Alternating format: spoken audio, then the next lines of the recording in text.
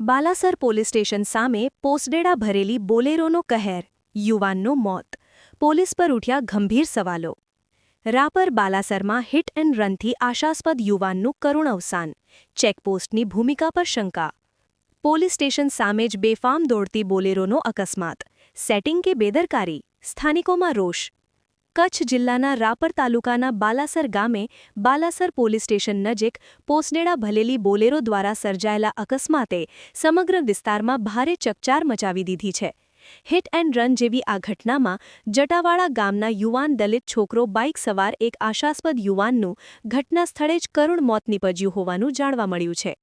માહિતી મુજબ police station સામે જ ઝડપભેર દોડી આવેલે બોલેરોએ બાઇકને જોરદાર ટક્કર મારી હતી. ટક્કર એટલી ભયાનક હતી કે યુવાનને ગંભીર ઈજાઓ પહોંચી હતી.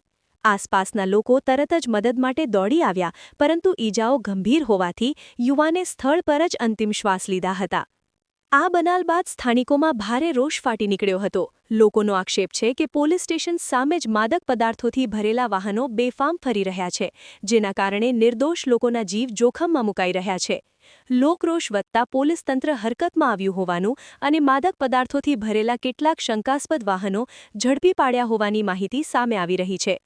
સૂત્રોના જણાવ્યા અનુસાર અકસ્માત સર્જનાર બોલેરોમાંથી ઘટના સ્થળે જ પોસ્ટડેડા એટલે કે માલ અન્ય એક સ્કોર્પિયો વાહનમાં ખસેડી દેવામાં આવ્યા હોવાના આક્ષેપો પણ ઉઠ્યા છે, જેના કારણે મામલો વધુ ગરમાયો છે.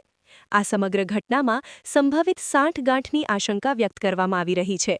સૌથી મોટો સવાલ એ ઊભો થયો છે કે બાલાસર પોલીસ ચેકપોસ્ટમાંથી આ વાહન કયા અધિકારીની મંજૂરીથી પસાર થયું? શું આ બેદરકારીનો મામલો છે કે પછી કોઈ સેટિંગ હેઠળ વાહનોને છોડવામાં આવી રહ્યા છે? પોલીસની કામગીરી અને જવાબદારી અંગે લોકો ખુલ્લેઆમ સવાલો ઉઠાવી રહ્યા છે.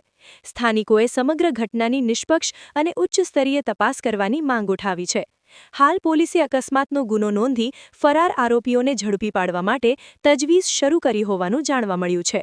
Report by Anil Thakkar, Rapar.